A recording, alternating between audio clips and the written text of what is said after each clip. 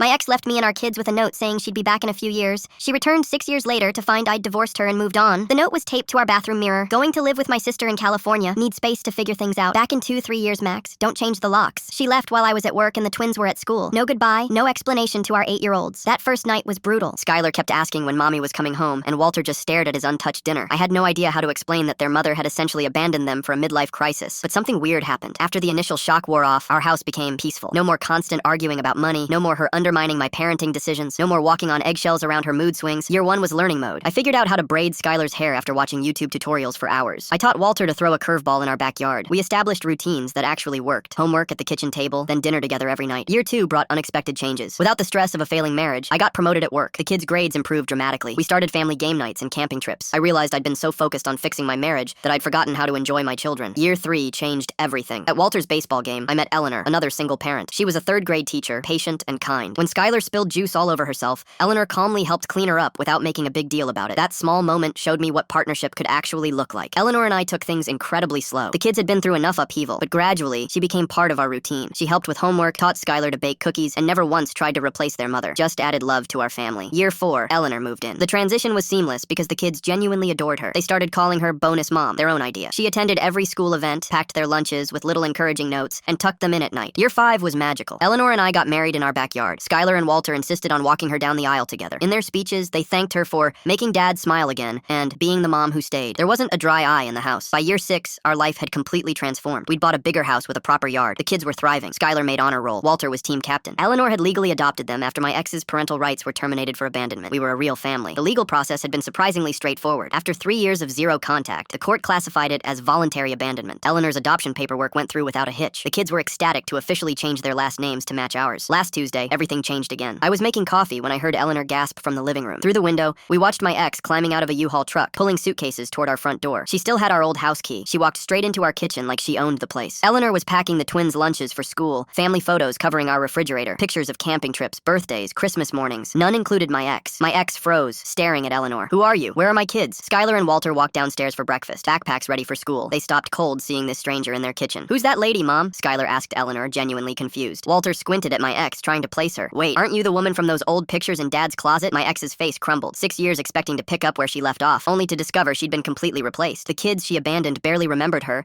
and the man she thought would wait forever had built a beautiful new life. I came home, she whispered. This isn't your home anymore, I replied calmly. It hasn't been for 6 years. She looked around our kitchen. Eleanor's recipe cards on the counter, the kids' artwork on the walls, our wedding photo by the coffee maker. Everything screamed happy family, and she wasn't part of it. The woman who left expecting everything to pause for her return realized that life had moved on completely without her. Her own children called another woman Mom.